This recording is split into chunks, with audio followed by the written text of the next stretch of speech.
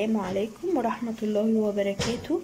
يا رب كلكم تكونوا بخير. النهاردة هنعمل أكلة يمكن ناس تكون بتحبها وناس لا، بس هي أكلة حلوة جدا.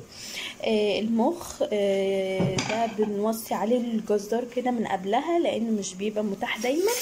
بنوصي الجزار عليه. اول حاجه انا معايا بقى المخ ده، انا غسلاه بالدقيق كويس جدا، غسلاه مرتين تلاتة كده عشان اي ريحه اي حاجه فيه تكون راحت. بس واسيبه يتصفى كده. طيب معايا التوابل التوابل معلقه ملح ونص معلقه فلفل وعود كده من القرفه وواحدتين حبهان وكم ورقه لورا كده. معايا هنا بقى حله بتغلي على النار كده، حاطه فيها بصلايه. ليه انا حطيت البصلايه الاول؟ ليه ما حطيتش بقى في الاول يعني ما حطيتهاش مثلا بعد ما حطيت المخ؟ لان المخ مش بياخد وقت، يا دوبك يعني 5 دقايق بتقفي قصاده اصلا، عشان هو حاجه رقيقه جدا يعني ما بتاخدش حاجه. ومجهزه طبق اطلعه فيه. دلوقتي بقى هحط التوابل دي في قلب الميه اهو، بس كده. ومعايا بقى الطبق. هبدأ دلوقتي احط المخ. بسم الله. ما بياخدش وقت خالص خالص خالص، يعني يا دوبك بتقفي قصاده. يعني انت اصلا ما تسيبيهوش وتمشي، ولا تبقي عامله حسابك ان انت مثلا لا، انت واقفه تتابعيه، لانه مش بياخد وقت، لانه بيتهرى. وبعد ما هنطلعه في الطبق ده هنسيبه يبرد على الرخامه، وبعدها نحطه في التلاجة قيمة مثلا ساعتين كده يمسك نفسه، عشان وانا بقطعه يبقى ماسك نفسه. انا دلوقتي هسيبه بقى 5 دقايق كده في المية دي، لحد ما هوريكم شكله بعد يعني ال5 دقايق. بصوا، واي بقى ريم بيطلع على الوش كده طبعا بشيله اهو زي كده. عماله بشيله بالمعلقه عشان ما يبقاش فيه اي ريحه ولا اي حاجه. هو بيطلع منه حاجات بسيطه قوي يعني.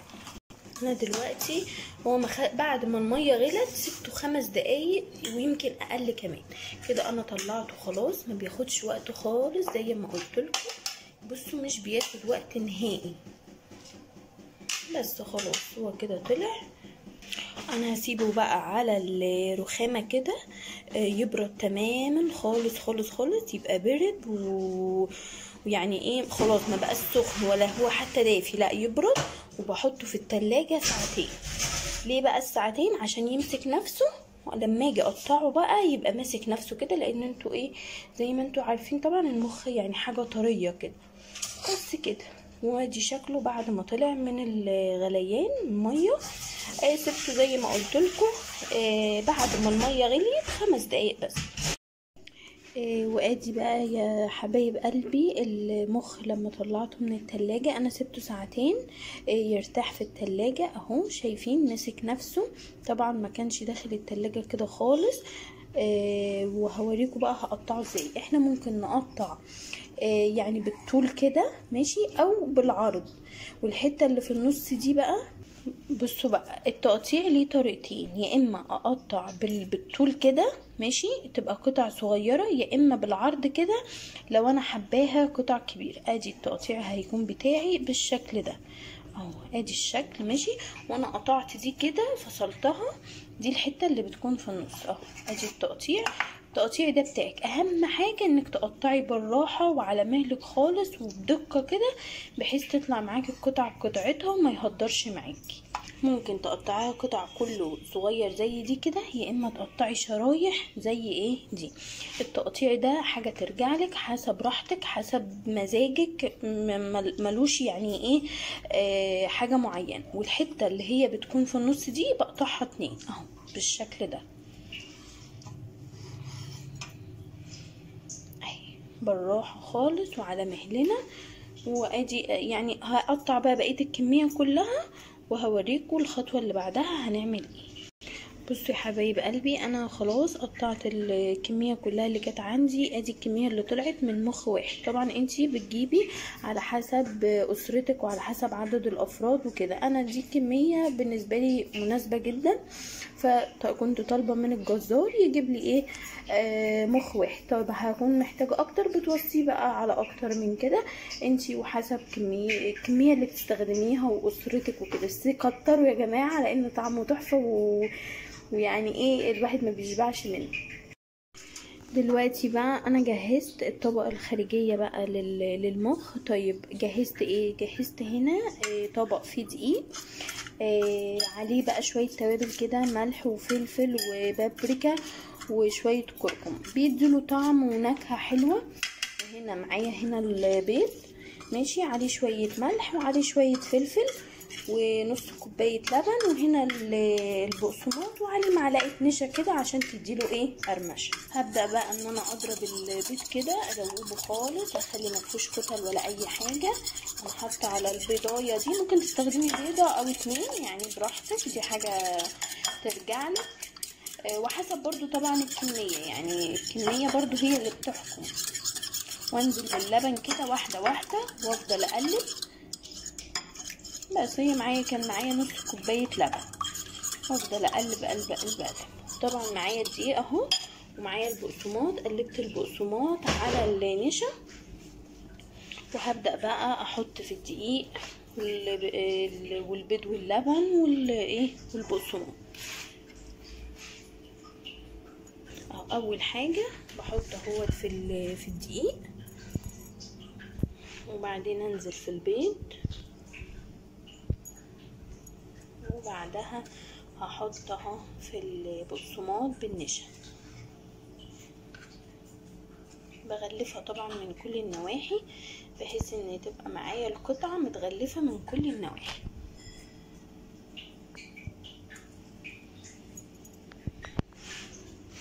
اخد قطعة كمان اعملها معاكم.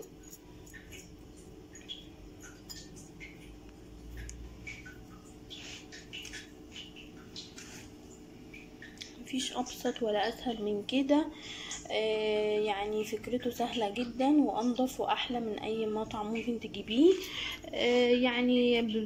يعني باسهل طريقة، وهيديكي احسن نتيجة واحسن طعم وطريقة ناجحة. ان شاء الله تجربوه هيعجبكم جدا.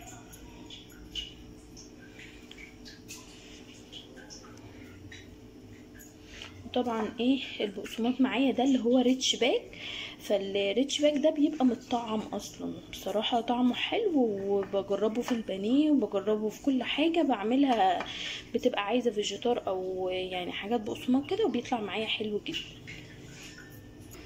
كده انا خلصت الكميه كلها، حطيت يعني غلفتها بالدقيق والبيض والبقسماط. خلاص كده تلاحظوا معايا ان في قطع كبيره وقطع صغيره. طبعا انتي تقدري تعملي كل قطعه كبيره كل قطعه صغيره براحتك. انا عامله كده لان في يعني اطفال هتاخد حتت صغننه، كبار هنديهم حتت كبيره. فالتقطيع ده زي ما قلنا في اول الفيديو خالص ان التقطيع ده بتاعك، وبيرجع بقى حسب يعني انتي شايفه التقطيع ازاي. بتحضري بقى الكمية بتاعتك كلها كده وتغلفيها، وبتحضري طاسة على النار، تحطي فيها بقى شوية زيت يعني تحمر فيها كده، وبتحمريهم بألف هنا. وانا معاكم بقى خطوة بخطوة اهو، مفيش اسهل من كده ولا اسرع، وطريقة ان شاء الله هتبقى ناجحة معاكي وحلو جدا يعني. واللي بيحب المخ هيدمن الطريقة دي، ويعني وتقدري تعملي جنبه بقى شوية مكرونة، تاكليه بعيش اللي انت عايزاه. اهو دلوقتي معايا بقى الطاسة المصرية الأصيلة اللي موجودة في كل بيت يا بنات، لا غنى عنها. دي هي السر في طعم الأكل. ببدأ بقى احط واحدة واحدة كده، انزل بيها في الزيت،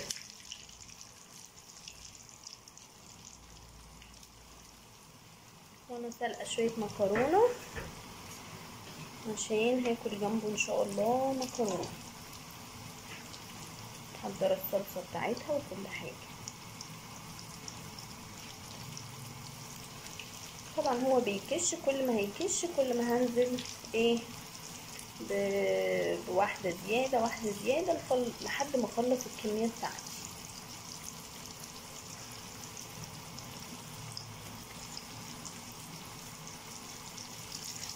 اهو ما بياخدش معايا وقت اهو، احمرت من الناحيه التانية. ببدا اقلب بقى الكميه اللي عندي، طبعا ببقى واقفه ومتابعه. اول ما تبدا تحمر كده معايا ببدا ايه اقلب. شايفين ما شاء الله طالع شكله تحفه.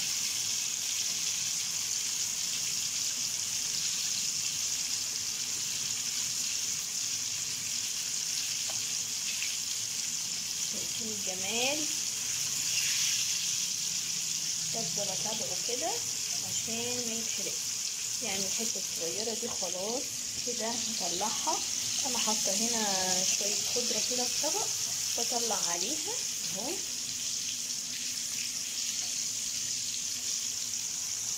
ما بياخدش وقت خالص.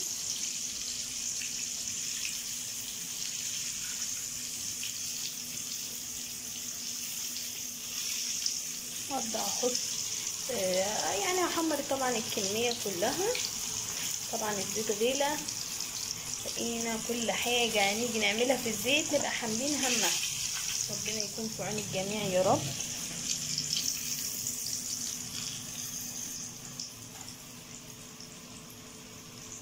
وطبعا الدقيق بيبقى قافل المسام بتاعته، بيخليه ما يشربش زيت. يعني لو تاخدوا بالكم من الحتت اللي بردت مش حاسينها ان هي مثلا شاربه زيت ولا كده.